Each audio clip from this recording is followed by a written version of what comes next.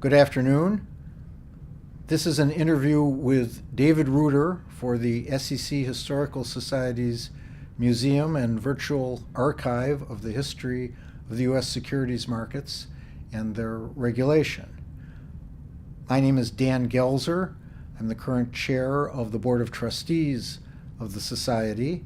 Today is November 28th, 2018, and we are in New York City. We're in the offices of Baker & McKenzie, the law firm where, by coincidence, David and I were both partners and colleagues for a number of years. For listeners that may not be aware of it, David is a professor of law emeritus at the Northwestern University School of Law. More importantly, for present purposes, he was the chair of the Securities and Exchange Commission from 1987 to 1989. David has an oral history in the museum already regarding his tenure as SEC chair. I believe that was taken in May of 2015.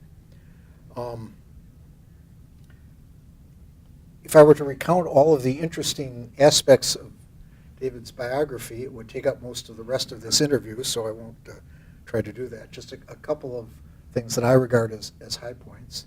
First, again, we are both graduates of the University of Wisconsin School of Law, so I certainly regard that as a high point of your bio. David was the dean of the Northwestern Law School for a number of years.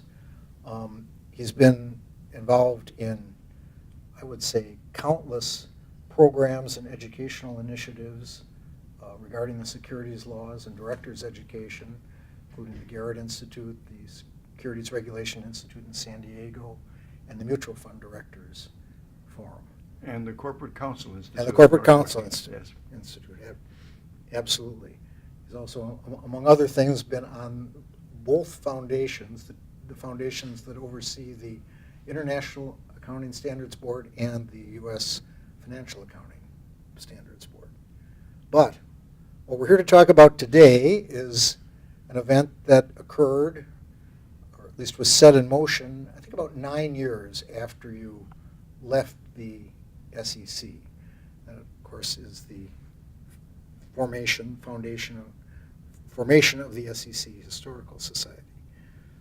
As I think you know, David, we're working on an exhibit in the Virtual Museum about the founders of the Society and the process and events that led up to the creation of the Society and its early years. In addition to yourself, there are two other primary founders, Paul Gonson and Harvey Pitt, and we'll also be doing oral history interviews with them. But today we'd like to get your recollections of how the Society came to be and what your involvement was in those events. I just may interrupt you and say, Dan, what a pleasure it is for you to be my interviewer. For those who do not know this, Dan was general counsel of the Securities and Exchange Commission when I was chairman. He was one of my two trusted advisors, so I relied on him for most of my major decisions, even the bad ones. Well, thank you. I mean, we have some interesting experiences in common, both at the SEC and here at Baker & McKenzie. Maybe we can do another interview on those someday. Well, why don't we begin at the beginning?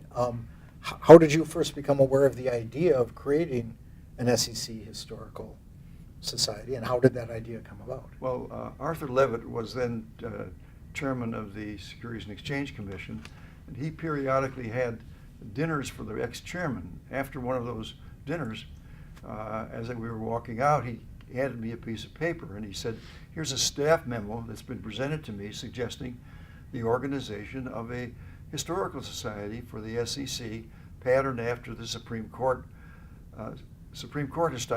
Historical Society. And I looked at the memo with some interest and then discovered that a group of SEC staff members, including Paul Gonson, had met to suggest the creation of the society and had said it should be the task of a former SEC chairman to establish society, and we recommend David Reuter. So I was flattered and happy that they had chosen me, and so I took the paper and a couple of days later wrote Arthur to accept his challenge, and that challenge, to try to start the society. So they'd already identified you as a good person to be the sort of the moving force I behind thought the fittingly idea. they had, you know. Well, can you say a little bit more about what the idea was at that point, about what the sort of the mission and goals of the society would be? The idea was to establish a place that the SEC papers of the chairman and individuals could go to, could be placed in, to create a residuary place for SEC papers, briefs and whatever. There were four goals established. I have a little cheat sheet down here I'm going to look at from time to time, but they were historical, educational, scholarly, and cultural. And so those were, the idea was to establish this institution that could do this. And I added another one when I replied. I said, and I also think that there should be a museum for SEC papers to be housed. Yeah, I'll just say as an aside, we may refer to several documents here during our conversation. We're going to try to put those into the virtual museum so that listeners to this video can refer back to them if they're interested in it. Well, all right, so you've described the vision. Why was this something that you were willing to devote time to or interested in devoting time to? Well, once you're at the SEC, you become a fan of the organization and very loyal to it. One of the attributes of people at the commission has been their dedication and loyalty to the commission. So I came out, in fact, I used to joke that the only reason I accepted the chairmanship of the SEC so I could be an SEC employee. But in any event, I had this dedication, and I'm also, as a law professor, I'm really a legal historian, and I thought it would be wonderful to have a history of the SEC established in a single place. I note that you gave a speech, I think it was called The Plan for the SEC Historical Society, or something along those lines, to the American Bar Association's Committee on Federal Regulation of Securities in 2000, I think, where one of the things you talk about in there is the importance of history, and that history can both inspire us and teach us by showing us challenges that others have faced and overcome in the past. And they talk specifically about various market crashes over the history of the United States, some before the SEC was created, how the government responded, and whether those responses worked or didn't work. So I kind of saw that as perhaps part of the reason why you thought it was worth memorializing the history. If you look at my particular interests, I happened to be chairman during the 1987 market crash when the market declined 23%, the largest percentage decline in the history of the United States before and after that. So I had a particular interest in what happened during the market crash and the recovery after the crash. All right, so Arthur Levitt invited you to help form an SEC Historical Society. You accepted the invitation. What happened next? Well, what did you do next? Just to put this in the chronological form, this was the fall of 1998. I'm going to refer to some periods post that, but within a few months, I had organized a group of people to talk about the museum, and the Historical Society and a proposed museum. And that group included some people who had been at the SEC for a long time, including Paul Gonson and Harvey Pitt and Linda Feinberg, who was my chief of staff, and former Commissioner Al Summer, and Stan Sporkin, the renowned director of enforcement. And I think there were probably 20 people at that meeting. There were 18. I 18? counted. Oh, you counted. All right. So we sat and talked about if it should be organized, and if so, how. And who were some of what turned out to be the key players then? I think not all of those 18 played a major role, at least not initially, but who were the key players? Particularly during the months afterwards, First of all, Paul Gonson then wrote notes of the meeting, and I think that's one of the.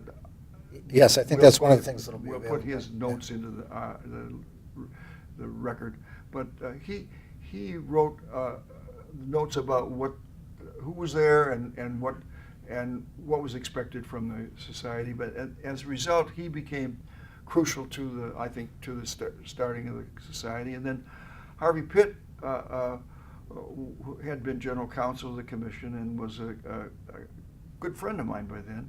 So he and Paul and I were really the people who founded the organization.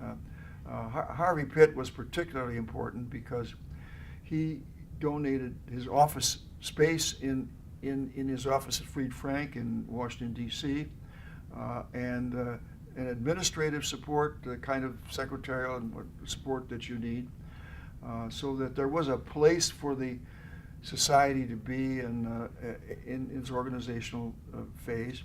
And I may say Northwestern University was very helpful because they were sponsoring my administrative support for this, and I've actually recently have looked through my files. That's where some of this material comes from.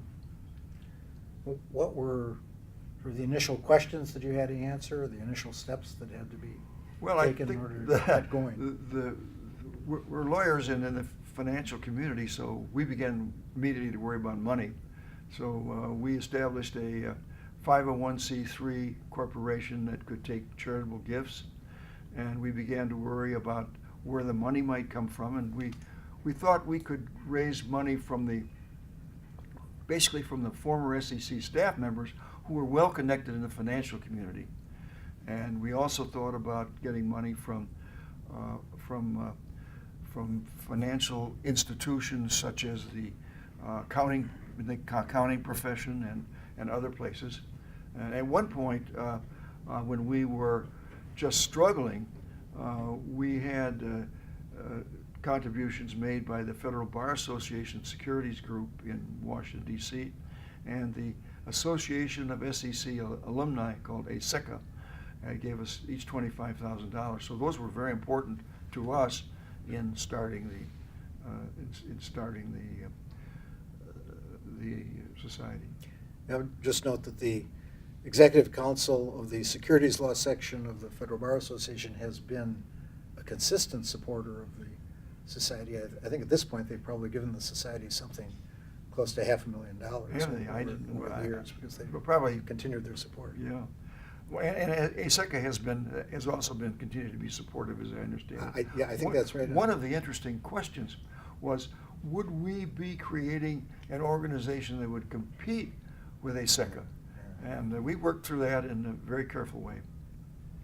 I think there have been discussions over the years about whether the two organizations ought to merge or not, but they have somewhat separate purposes. Yes, and that's separate never really seemed to purposes, I make sense. think, and they're both flourishing, I'm glad to say.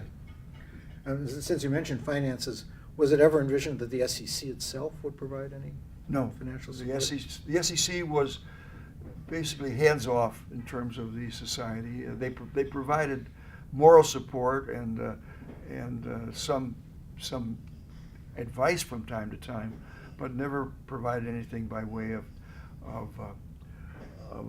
financial support. They did, however, we did at one point talk about the fact that the SEC had boxes and boxes and boxes of materials which had no place to go. They had no home. And I think one of the reasons that a museum, a physical museum, seemed right to me was that we could put those boxes there and people could access them later on. Well, so you and Paul and Harvey were the initial trustees, I think, then when the Right. 501c3 was created. But pretty quickly there was a decision to create a larger Board of Trustees. I wonder if you could talk a little about how that decision was made what kind of people you looked for. I was chairman of the board. We only had 3 trustees then. I was chairman of the board, and Harvey was the president, and Paul Gonson was the secretary-treasurer. And we constituted ourselves the executive committee of the 3-man Board of Trustees.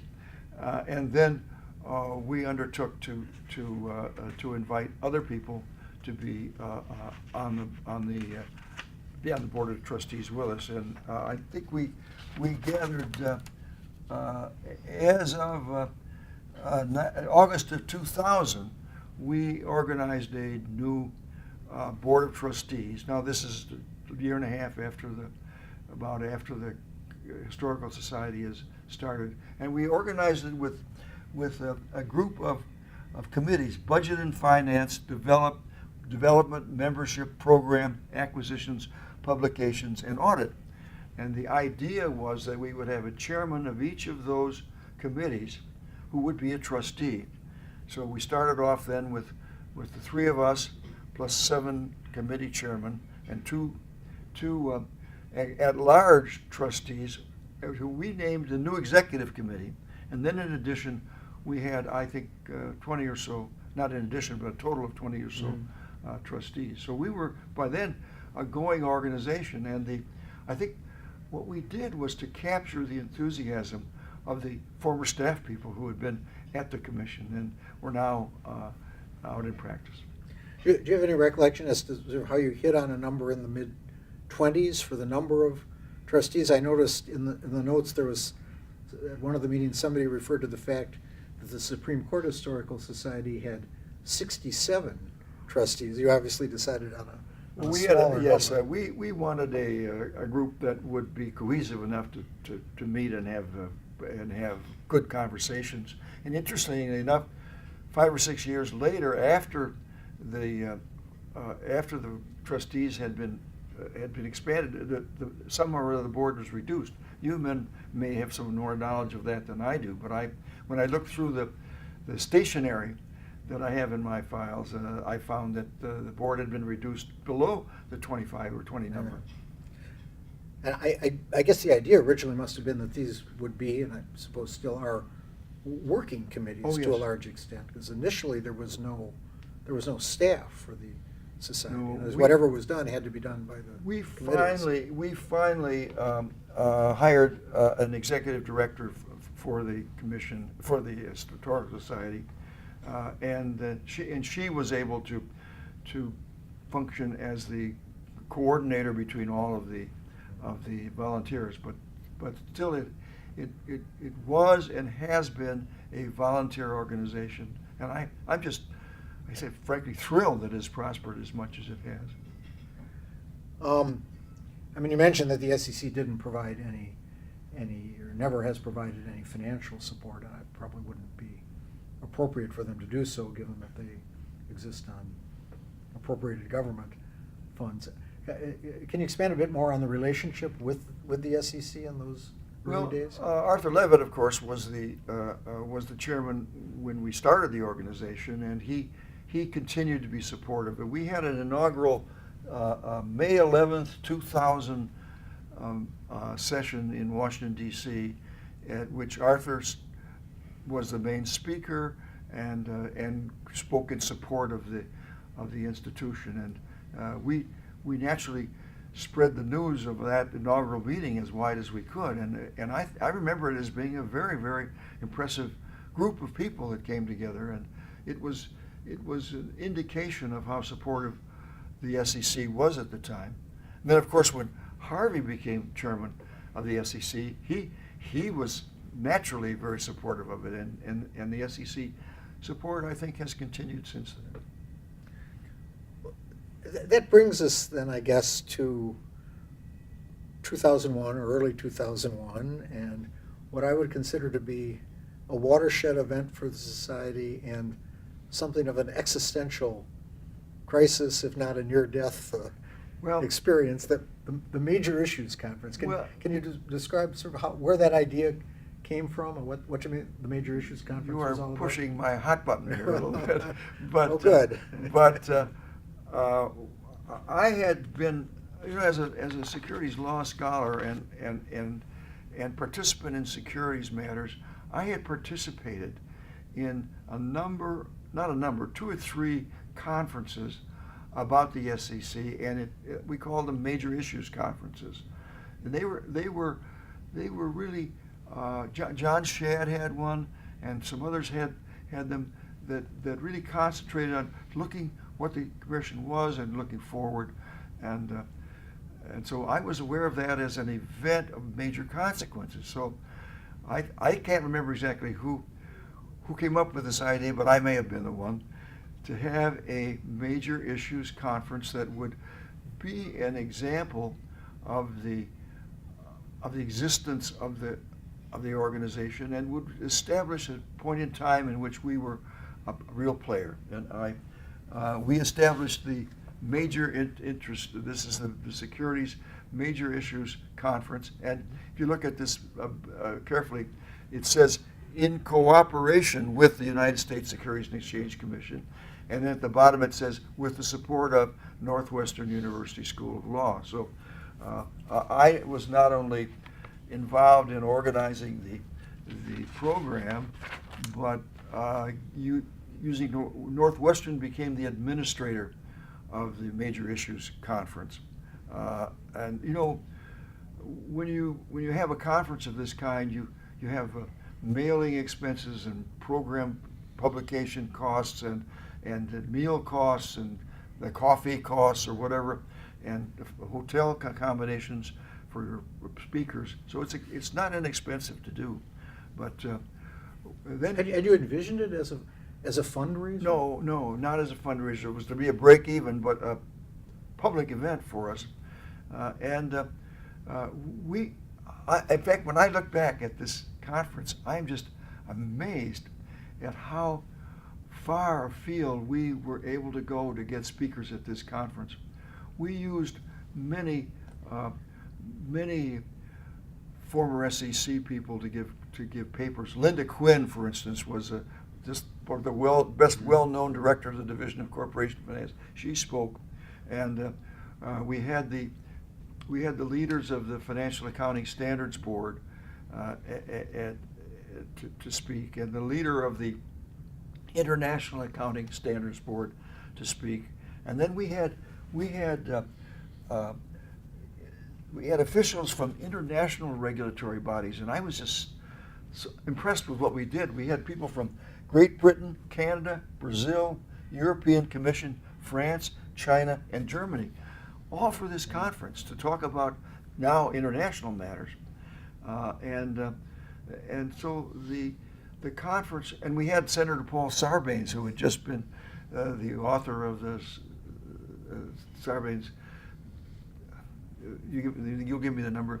Well, Sarbanes-Oxley Sarbanes-Oxley. came a little after the Did it come conference. after that? But Yeah, after he that. was the chair of the banking committee, I believe, at that time. He was chair of the. Was so that he's certainly a very important person. Sarbanes-Oxley did come after that. Came in Is that- 2002, that's yeah. why I was having trouble with it, I think. But anyway, Paul Sarbanes came.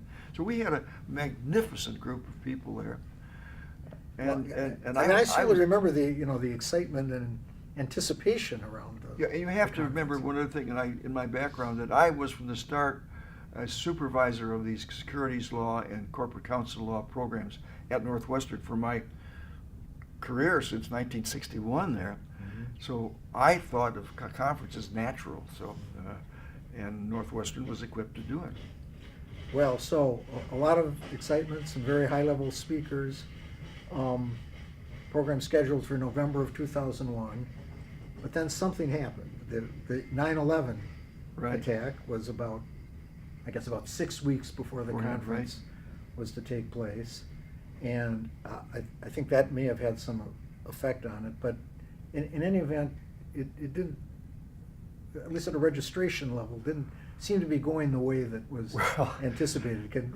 What happened? Well, I don't really know, and I've thought about this since I started thinking about this interview, but surely Northwestern's publicity wasn't as good as it should have been. We normally would have mailed or contacted all the members of the Federal Securities Regulation Committee of the ABA and others, but I think at a very crucial time early on, we had 8 registrations, and the conference was not going to be a financial success, as we could tell, and the trustees met and decided that they thought we should either cancel or postpone the conference to the following spring. And I must say, I say the trustees, I don't think I was so much in favor of that, but I didn't know what to do about the finances. And then when we thought about it, it turned out that the costs that we were going to lose at the amounts we were going to lose at that conference were fixed costs. We had already incurred the mailing costs, the publication costs, the guarantees for the hotel and whatnot, so that these were sunk costs that we were going to incur. And then when I look back at the program that we were going to offer, instead of offering a program on disclosure or investment management or markets or enforcements, we were across the whole panoply of the securities business and the regulation. And I think that maybe the audience was not going to be attracted on a practical basis. So I called Harvey, who was then chairman, to talk about what might happen, and he was adamant that we should not cancel it. And I just read. He said he urged that conference be held in any event. Topics were timely, that significant speakers had been invited, the papers had been prepared, and that canceling the conference would cause embarrassment for both the commission and the society. So I took that message back to the trustees, and you like to think you were. I'd like to think I've always been a very open person to others' decisions, but the notes that I transferred that I looked at in my notes said what I think was accurate. I said to the trustees, you should assume that the conference will take place. Now I'm being Chairman Reuter and Chairman Reuter of the board and perhaps former chairman of the SEC saying, we're going ahead. So there actually was a reversal, maybe with some arm twisting, but the trustees had voted not to hold the conference. You spoke to Harvey. Harvey was adamant about it going forward, and so the decision, whether they voted to change again or not, I don't know. I don't have my notes. Don't show reversed. that there was a formal vote, but the notes said Professor Reuter spoke to a number of trustees, and there was general agreement. So I did cover my bases, but so we went ahead with the conference. I think I was one of those trustees at that point, but I'm afraid that's all Yeah, well, vanished from my memory. Well, of course, I could insist that the trustees met again and decided to do that. I don't know whether they did or not. So did the conference go ahead with 8 people in the audience? No. Well, the registration fee, as I remember, it was in the $1,000 range per person, maybe $1,200, and we reduced the fee to around $300, and we also gave the SEC a charge for as many SEC people as wanted to come. I think it was in the range of $10,000 or $12,000 for SEC people. Well, Harvey suggested to the staff that they might want to come. So we had I think our attendance was around 300, of which, I don't know, maybe 200 were SEC staff. But we did have a good program, and papers were wonderful, and I thought it was a substantive success. However, it didn't turn out to be a financial success. Just before we get too far away from it, do you think that the 9/11 attack was much of a factor in attendance, or was more the other things that you described? I don't know. I didn't put the two together when I was there. But of course, Harvey was involved in that because the SEC office in New York was demolished. Mm-hmm. And his attention was very much onto that, and I presume that the financial community was just in disarray, and not so anxious to embrace this. But I don't know about the law firms. Reagan Airport was closed for a long time. Was it? It would have been, Yeah. I think, beyond November now. Again, I don't people know. travel by train and stuff. I think that the meeting was finally held on November 11th through the 14th and 15th, 2001. But as I say, I don't remember that was the cause, but it very well probably was. So the conference was substantively a success, but financially not so much. Well, the budget of the Historical Society today is, you know better than I do, is in the $1 million range, and a year, and now the loss after Northwestern computed all the losses. By the way, Northwestern was advancing all these expenses, and then was going to collect. But when it was all tallied up, the losses were $107,000. And I remember reporting to the trustees that if we had to pay $107,000, that the activities of the society would have to stop until the following spring. And it was potentially a disaster for the society. And to my great glee, the dean at Northwestern decided that Northwestern would absorb half of the loss, $50,000 at least, and did so. And that was enough to allow the society to continue. And we had a meeting of the trustees when I announced that the SCC, that the Northwestern was going to finance the part of the loss, and I said, and each trustee would be asked to contribute $1,000 to absorb the loss, and I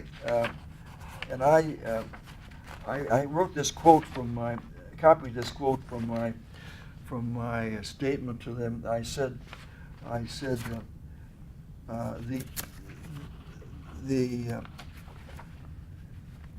sorry, I'm fumbling here for a minute, but I stated that in a fascinating way, the financial difficulties stemming from the conference offer a test as to whether the objectives of the society are sound enough to gather support for the present and the future.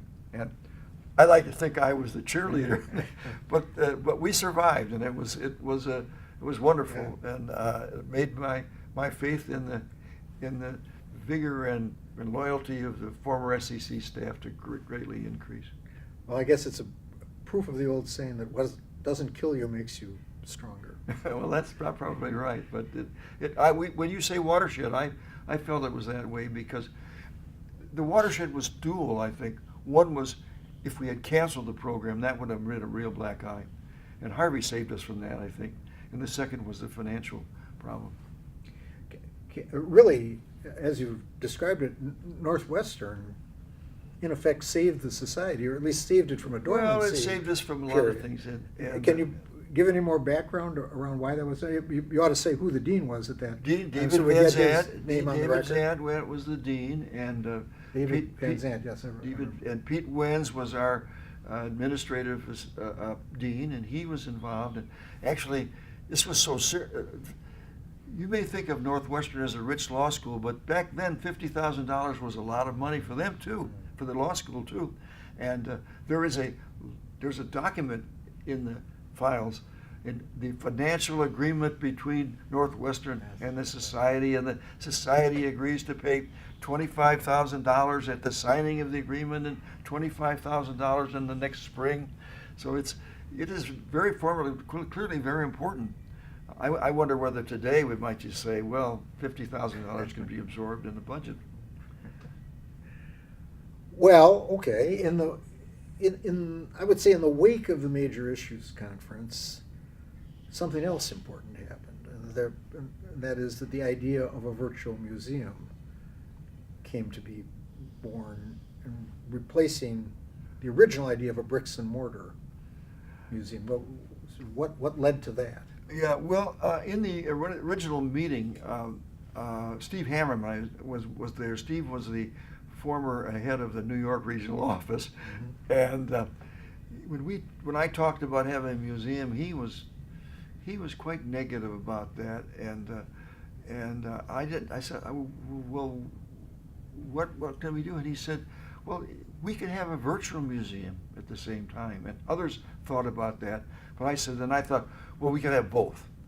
And I pursued the physical museum for a while, but by the early part of by 2002 or so, it was decided by the trustees that we would abandon the physical site and have only a virtual museum, which in retrospect was brilliant. It was ahead of its time, and the physical museum would have been very expensive and very difficult and old-fashioned. Yeah. So I was really happy. In fact, in one of the annual reports, the director of the society lists how the society has progressed year by year, and I was impressed by a tabulation of the number of hits Yes. to the society's website, which is, I think the number was finally at 4 million hits, and Yes, it's certainly in the millions. yeah, it was just amazing that that's that much popularity for the website. I don't think that's per year. I think that's probably total, but still, it's a big thing. I think we're at the point now where there are 1 million hits a year, or at least Are in there- that neighborhood. Is that right? Yeah. Well, you as the current chairman should know. Just on the point of the virtual museum, and one of the things that kind of runs through the early descriptions of the objectives of the society and some of your comments is that it could be a repository for example, the papers of former chairmen, and that the papers might be taken in sort of in bulk, so to speak, and then someone could catalog them, and then they would be available at that point in a physical museum. But that could still be done in a virtual format, but really hasn't been. I mean, do you think that's something that society should still be exploring? Personally, I would say yes. At one point, I had our librarian at Northwestern research which chairman of the SEC had deposited their papers somewhere to be looked at. And I was surprised at how few had done that. John Shadd had given his papers to Harvard, but very few chairmen had given the papers as such. He also gave a substantial amount of money He to did, Harvard, right, so he that did, they right, probably felt right. they had to take them. But now I'm speaking very personally, but you know, the chairman of the SEC is unique in the sense that he or she is the administrative head of this agency which has multiple purposes, and it protects investors, it promotes capital market efficiency, and it promotes capital formation, and it has a silo effect in some sense with divisions of investment management, which does the mutual fund and investment advisors. It has corporation finance that does disclosure and takeovers and M&A. It has enforcement, and it has market regulation, which deals with the markets. And it is something that's hard to understand about a chairman, that the chairman has to know about all of this, and yet putting all those events together in a chronological time period for a single chairman, I think, is valuable from a research point of view. So I think that it would be useful for the Historical Society to try to gather not just documents in a chronological form, but documents which showed what the experiences of a particular chairman would be. That's my commercial for today. Okay. Well, I suppose that the birth of the virtual museum kind of brings us to the end of the beginning of the society, and it maybe moves into adulthood. So let me just ask you at the end, that now as we're coming up to our 20th anniversary, are there things we haven't covered? Are there other things about the establishment of the society that you think are important for listeners to know? It was interesting to me that although Harvey Pitt and I and Ted and Paul Gonson were the original people, that the enthusiasm for the museum continued. And when Ted Levine became first president and then chairman of the board in 2003 and then in 2004 and 5, it became clear that the former staff members were enthusiastic about the society, and I think the society has prospered in many ways since then, and that the ability to get financing from institutions has increased. You may know more about that than I, but I know the New York Stock Exchange has given money. Some of the accounting firms have given money for projects, and some law firms have done that too. So we now are in a position where the progress it also includes the enthusiasm and hard work by former staff members, but also financial support by institutions. And I'm very enthusiastic about the commission, and I'm particularly, because you're now the chairman, and Jane Cobb is our new executive secretary, and she's doing a wonderful job in the transition to new leadership. And I actually, when I read back over the minutes, I discovered you were here right from the start, Dan, and here you are again. So, good, best wishes to you. Well, thank you. One of the things that I enjoyed about preparing for this interview was reading that 2000 speech of yours over, and I do think that the idea of the challenges of history, both inspiring us and teaching us how to deal with challenges that rise today, is a good way of encapsulating what we're trying to do with the Historical Society. I hope we have many more years of success with the society. Well, thank you for sharing your memories and thoughts about how the society was created, and thank you for your role in creating it. Thank you for the interview. I enjoyed it.